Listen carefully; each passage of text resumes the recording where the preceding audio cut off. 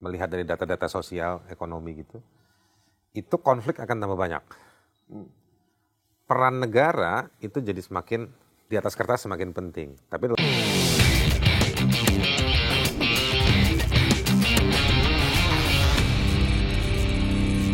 Assalamualaikum warahmatullahi wabarakatuh. Kembali lagi di program Bikin Terang bersama saya Gaib Mortu Sigit. Saya kali ini sendirian karena beberapa partner saya lagi berhalangan.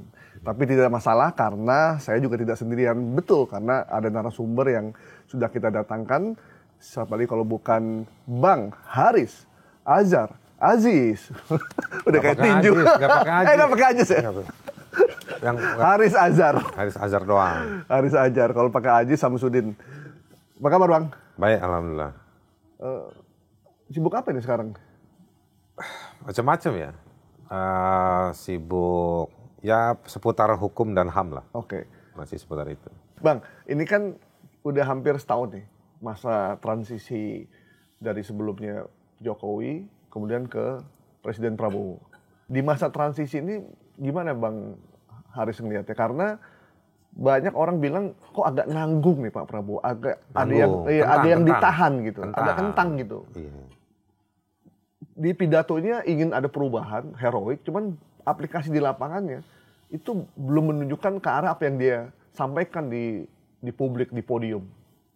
Apa karena masih ada nggak enak sama Pak Jokowi? Ya, pertanyaan-pertanyaan gini kan bisa dijawab dalam rangka mengkritik atau juga kita mendukung. Kalau kita mau dukung, kita bilang, ya memang problem yang diciptakan oleh Jokowi ini terlalu banyak. Iya kan? Jadi banyak hal yang dia terbebani. Oke? Ya. Dari mulai soal gaya, dari mulai soal produk Jokowi yang mangkrak, ya kan? Ya. Atau nggak mangkrak tapi jadi hutang. Ya. Misalnya kereta cepat, baru gue mau ngomong. Direktur kayaknya baru ngomong.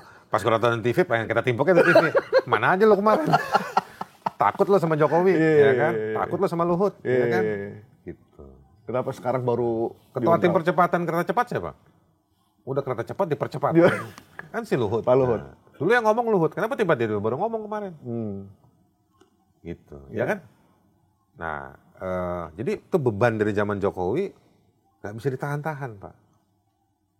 Ya kan? Nah, meskipun dipotong banyak, tetap harus dialokasikan ke IKN kan, duitnya. Ya. Coba kalau nggak ada IKN, duitnya kan bisa nambah buat MBG. Ya. Makanya mungkin nggak jauh, kemarin di berita udah 21 juta. Mungkin tetap 21 juta, tapi makannya bukan amplak, Ya, tapi steak. Steak, lebih berkualitas. Lebih berkualitas. Ya. Istirahat lebih lama, karena ngunyah apa lama. Gigit ya kan. Ya. Nah, jadi mungkin itu duit, kalau nggak ada IKN tuh duitnya bisa jadi daging. Benar nggak? Nah, jadi beban dari Jokowi ini, apa namanya, hidup ya, terasa betul. Dan itu memakan banyak energi ngerapiin itu. Meskipun perapiannya juga kadang-kadang ini sekedar ganti pemain aja. Beban menteri nggak disebut. Nah, belum lagi beban dari Jokowi itu rombongan menterinya yang masuk. Banyak kan? Banyak. Masih ada 17. Menteri Kesehatan, Erick Thohir, BUMN yang ngurusin bola, ya kan? Apalagi, siapa lagi? Budi Ari. Yang jadi menteri ya di zaman jadi Pak menteri. Jokowi ya, Pak Tito, Pak Bahlil, Pak Erlangga, Menteri Perindustrian. apal situ. Kan bekas menteri Jokowi, kan dipakai lagi di zaman Pak Prabowo. Enggak lah kita. Nah itu mereka itu yang di situasi seperti dengan logik arah pembicaraan ini, saya bisa bilang mereka beban buat Prabowo. Ya kan, karena ini bawaan dari lahir 07 kan, bawaan dari 07. Cristiano Ronaldo dong. Apa? Ini 07 yang nggak tahu selebrasi. Nah, jadi ini bawaan 07, Jokowi ke dalam 08. Ya kan? Nah, apa yang harus dilakukan 08? Kalau emang bawa beban kan, kalau kita naik gunung nih. Sebenarnya gini ya. Bebannya kebanyakan kan mesti kita tinggal. Kompetensi. Bukan ya memang hidup lah di kalangan atas itu, siapa yang punya partai dapat jatah lumayan.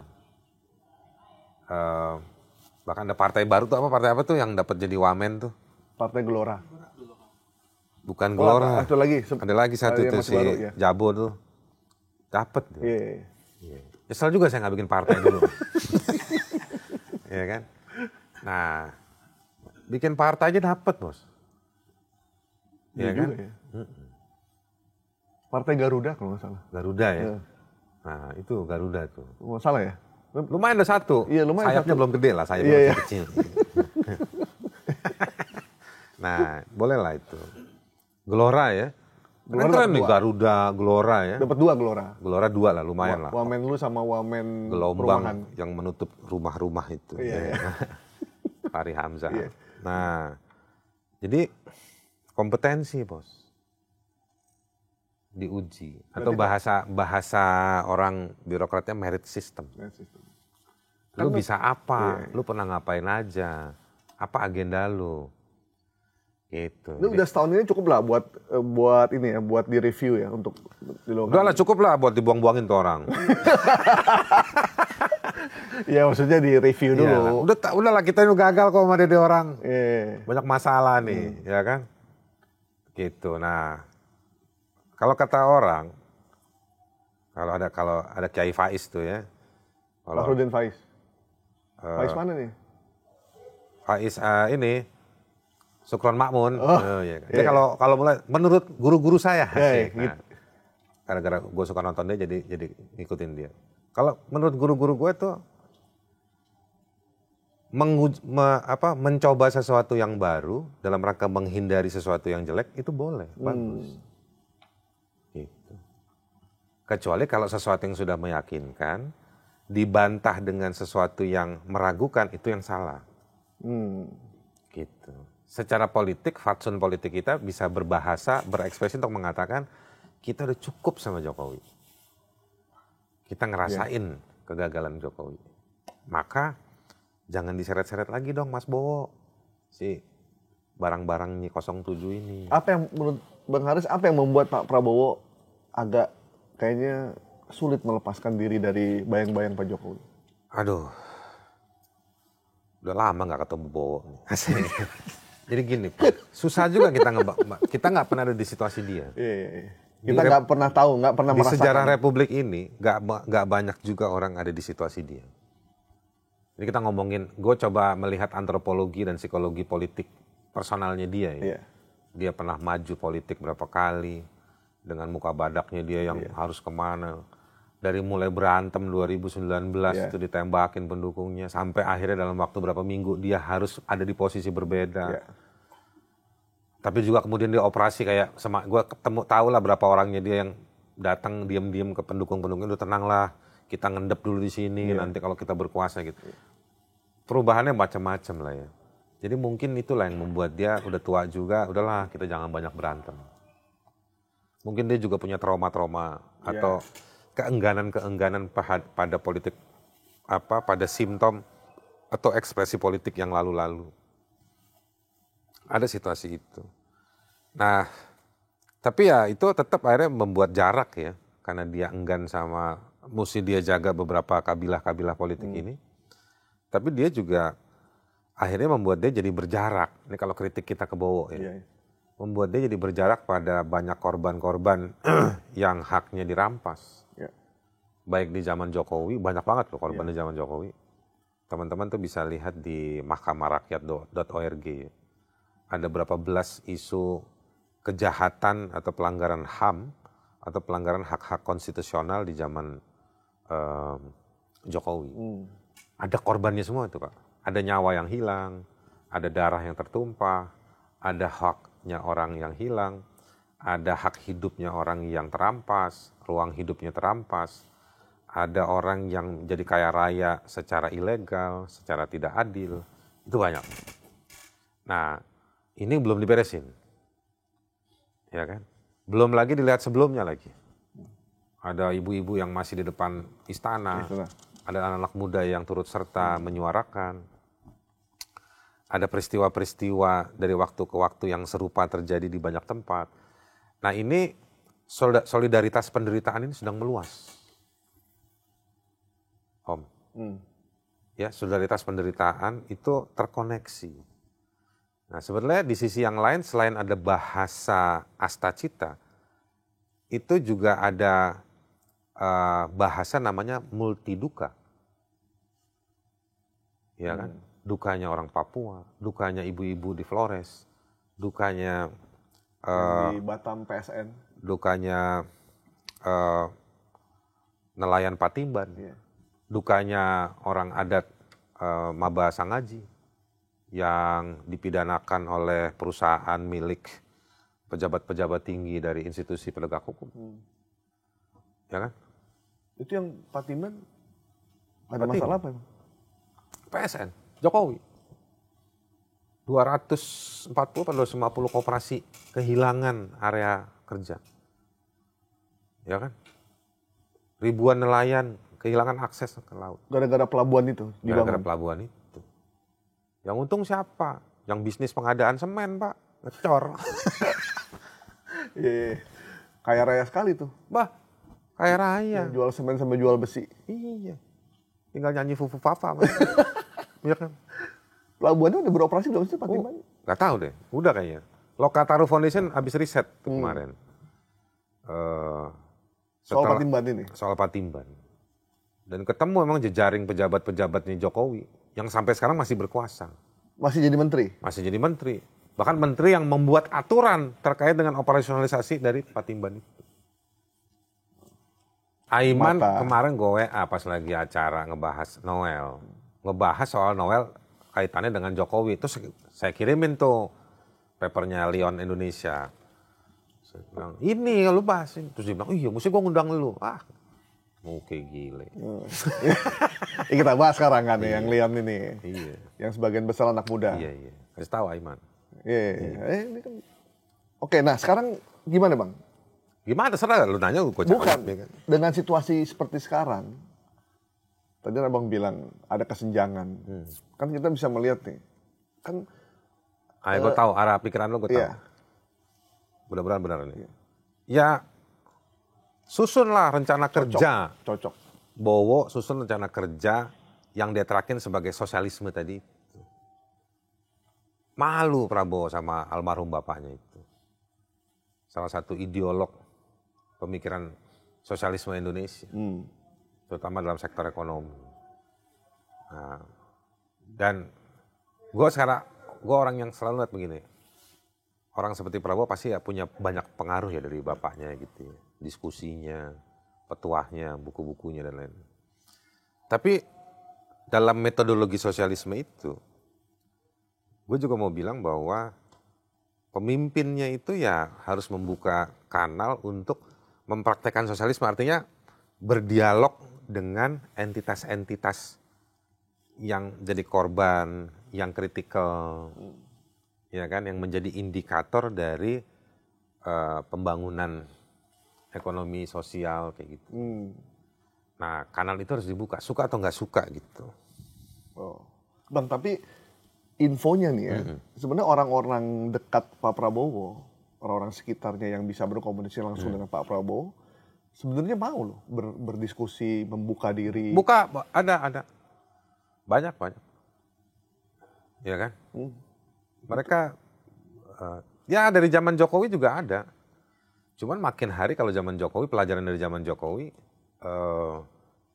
makin hari, apalagi ketika 2 tahun pasca Jokowi jadi presiden ya, yang menteri-menteri non pengusaha dikeluarin tuh Anies Baswedan ditendang. Ya maksudnya bukan ditendang pantatnya gitu, enggak. Maksudnya di reshuffle, digeser, siapa-siapa lagi tuh digeser. Rijal Ramli, Tom Lembong digeser semua segala macam. Mungkin kata dia nggak ada duitin nih orang-orang. Ya kan? Nah digeser, masuklah itu menteri-menteri yang pengusaha dan dideklarasikanlah PSN itu. Jadi sidang kabinet itu ibaratnya nih ya, ini imajinasi gua aja, ini udah kayak rapat perusahaan Pak. Gitu. Nah, terus mereka juga memelihara, tapi menariknya gini, di zaman Jokowi itu mereka mengklaim mereka punya berkomunikasi dengan kelompok-kelompok rakyat. Tapi kelompok rakyatnya, kalau kita pakai perbandingan waktu itu dengan zaman SBY, beda. Rakyat yang diciptakan oleh rejim Jokowi. Kalau lu nggak dukung gua, lu bukan rakyat. Iya. Dianggap tape kita, Bos. Pencet-pencet doang, Pak. Udah lo, gabung sama cincau. Jadi kalau tidak dukung berarti bukan rakyat. Iya, Rakyatnya kalau dia. lu boleh dukung sama gua, tapi lu jangan hina Jokowi dong. Iya. Meskipun dia cuma bisa baca PowerPoint. Iya. Ya. Nah, jadi rakyat yang dikondisikan. NGO-nya namanya Gonggos, government NGO. LSM-LSM-nya pemerintah yang boleh beracara tuh. Ambil project lah tuh di BPIP, di mana gitu. Nah, kalau di zaman SBY enggak dulu. Yang ngujek-ngujek SBY lah kira-kira begitu. Ya nggak kurang-kurang Pak kita demo kantornya Pak Joko Suyanto gitu. Habis kita demo besoknya ditelepon sama Pak Joko, Riz kenapa di demo? Kita ngopi aja. Nggak bisa Pak, emang saya mau demo. Kayak gitu. Nah, ada kejadian-kejadian kayak gitu. Nah, kalau zaman Jokowi enggak. Nah, di zamannya siapa nih sekarang nih? Prabowo nih mestinya kayak gitu lagi. Jangan disatu padukan, disamaratakan, diseragamkan, nggak bisa.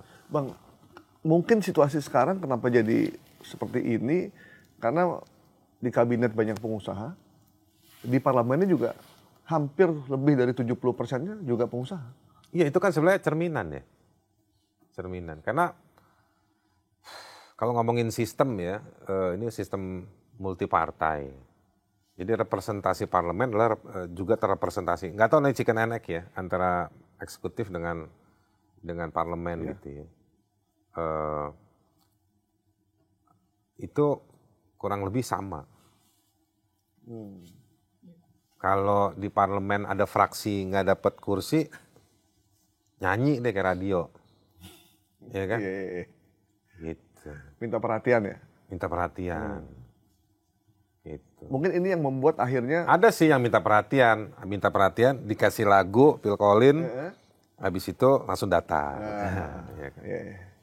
Gitu. Nah, mungkin karena ini masyarakat sekarang nih kan kalau kita lihat nih fenomena di media sosial, kelas bawah, kelas atas, kelas menengah terutama, itu udah mulai kayak membentuk kesadaran sendiri. Mereka udah berani ngomong, berani ini. Betul. Dan pejabat ngomong apa langsung dikritik. Ada konstruksi sosial soal memori kolektif dari circle orang-orang itu.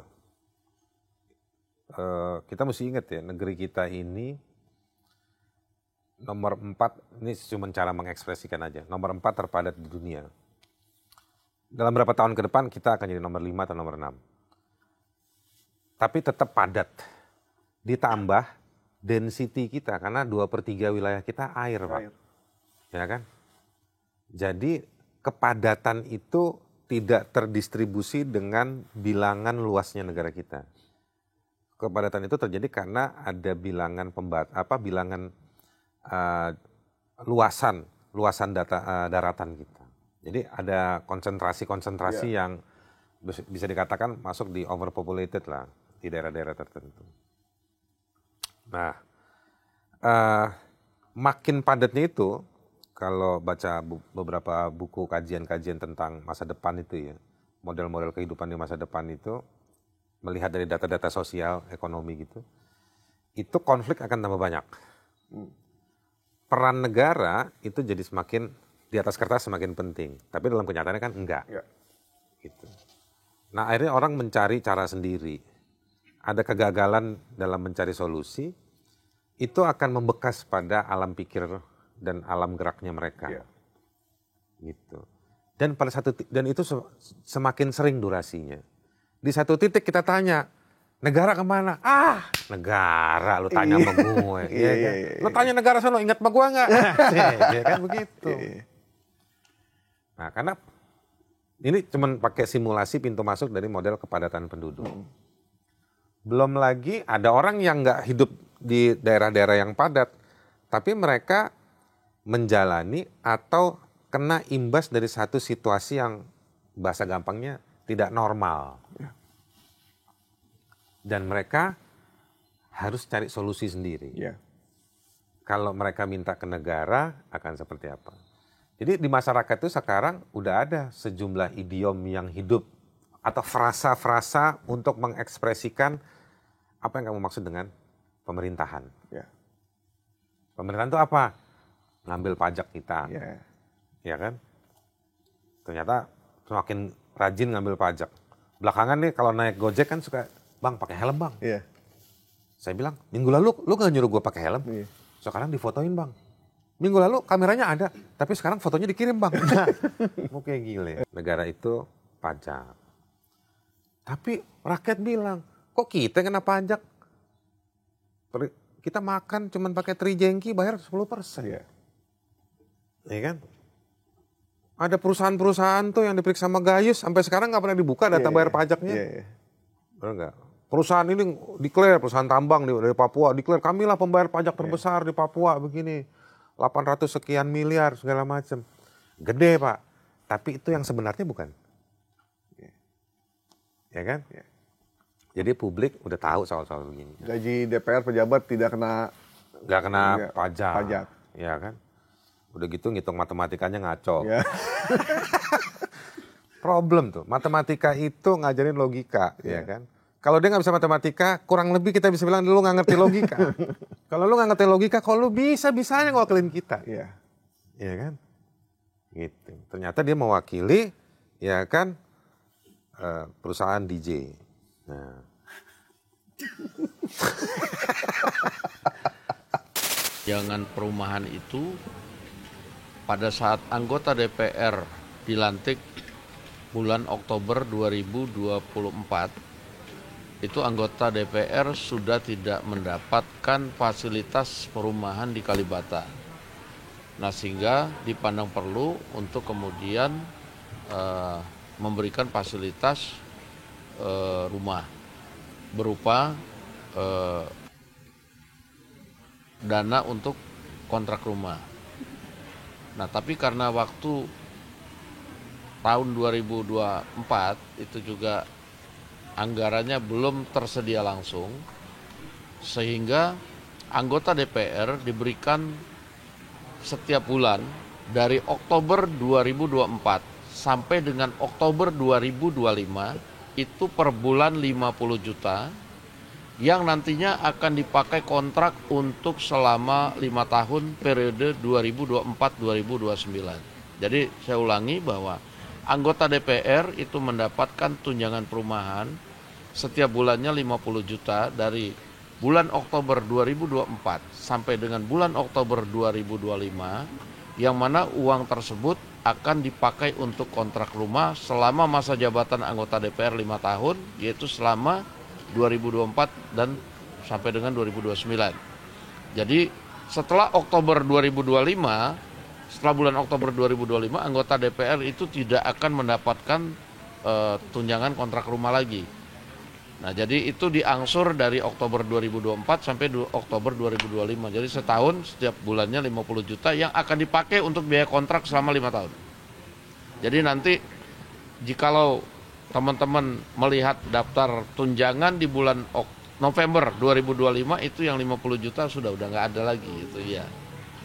Mungkin memang penjelasannya kemarin kurang lengkap, kurang detail sehingga mungkin menimbulkan polemik di masyarakat luas. Jadi memang karena anggarannya tidak cukup untuk diberikan sekaligus sehingga diangsur selama setahun, itu juga untuk keperluan kontrak rumah anggota DPR selama 5 tahun.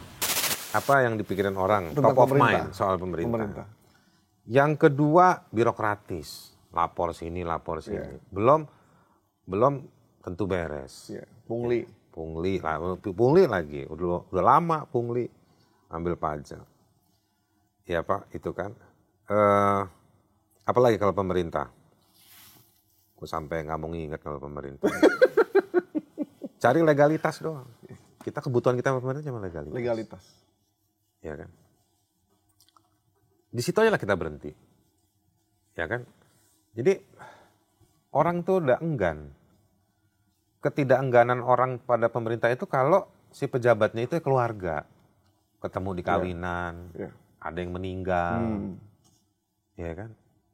Ngumpul-ngumpul alumni kan banyak sekarang alumni. Iya kan? Di mana lu sekarang? Di Pemda. Oh hebat lu, tapi habis dihindarin. Iya kan kayak gitu-gitu. Nah, jadi situasinya kayak begitu, Bos. Di lapangan tuh sekarang.